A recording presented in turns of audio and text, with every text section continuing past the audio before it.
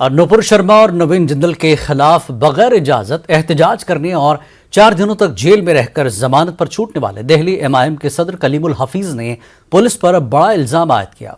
कलीमुल हफीज ने कहा कि जंतर मंतर पर हमारे एहतजाज की इजाजत मनसूख कर दी थी, लेकिन एसपी ने खुद मेमोरेंडम देने के लिए हमें संसद मार्ग थाने बुलाया था। 2 गाड़ियों के पास बनाए गए थे। जो भी हुआ मीडिया के कैमरे के सामने हुआ। हम तो थाने के पास भी नहीं जा पाए। पुलिस की कहानी झूठी है। कलीमुल हफीज ने कहा कि हम डरने वाले नहीं हैं, न पीछे हटने वाले हैं। दिल्ली मजलिस इत्तेहादुल मुस्लिमीन के सदर कलीमुल हफीज कल जेल से जमानत के बाद रिहा होकर वापस आए हैं, हमारे साथ मौजूद हैं। कलीम साहब, जो पूरा मुद्दा था नुपुर शर्मा का, अब उस मुद्दे पर क्या सोच है आपकी? देखिए, पहले तो ये कि मुल्क में फासिज्म आ चुका है। यानी ऐसे हालात जिन बयानात की वजह से मुल्क को नुकसान हो, मुल्क के प्रोडक्ट पूरी दुनिया में उनका बहिष्कार किया जा रहा हो, उन लोगों के ख़िलाफ़ अगर हम मेमोरेंडम देने जाते हैं और हम डिटेन कर लिए जाएं और हम ऐसी दफ़ात के अंदर जेल भेज दिए जाएं कि जिसमें ज़मानत मिलना भी मुश्किल हो, तो आप समझ सकते हैं कि मुल्क में किस तरह का फासिज्म है। दूसरी बात, जब भारतीय जनता पार्टी ने ये गलती तस्लीम कर ली और अपने स्पोक्स पर्सन्स को एक्सपेल भी कर दिया, सस्पेंड भी कर दिया, तो आखिर दिल्ली पुलिस उनके खिलाफ कानूनी कार्रवाई क्यों नहीं कर रही है? यानी दोनों मामला से ये हमें पता चलता है कि जो इस वक्त जिन लोगों के हाथ में सरकार है वो उसका दुरुपयोग कर रहे हैं, उन्होंने लोकतंत्र का गला घोटा है। अगर आप पर जो कार्रवाई की गई, दिल्ली पुलिस की तरफ से ये कहा गया कि एहतजाज की, प्रदर्शन की कोई परमिशन नहीं दी गई थी और आप लोग थाने में ज़बरदस्ती घुसने की कोशिश कर रहे थे।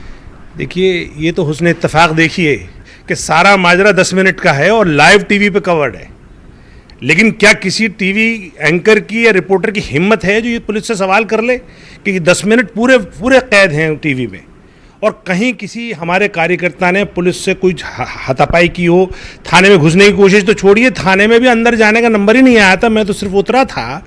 और ये बात सच है कि उन्होंने हमारी जंतर मंतर की जो परमिशन थी प्रोटेस्ट की कैंसिल कर दी थी। हम जब रात को गए एसीपी के पास तो एसीपी ने हमसे कहा कि आप कल आ जाइए, जंतर मंतर पे मत जाइए, थाने आके अपना मेमोरेंडम दे दीजिए।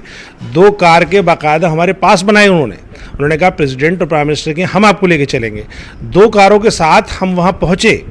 जैसी मैं कार से उतरा, मीडिया खड़ी हुई थी, मीडिया से जैसी मुखातिब हुआ, मुश्किल से 5 मिनट की या 7-10 मिनट की मैंने बाइट दी होगी, इतने में ही पुलिस ने पीछे से आके हमें डिटेन करके बस में डाल दिया।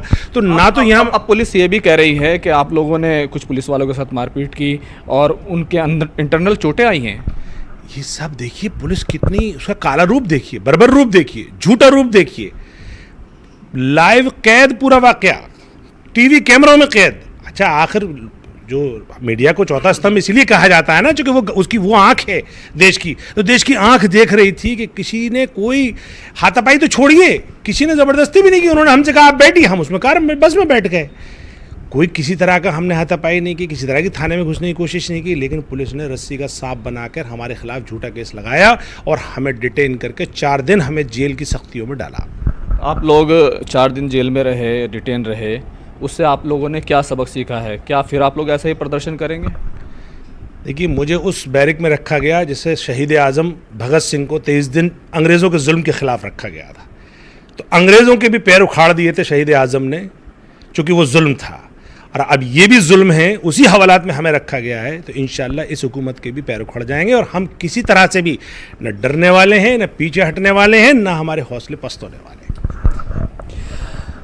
कैमरामैन नरेश सैनी के साथ खुर्रम शहजाद,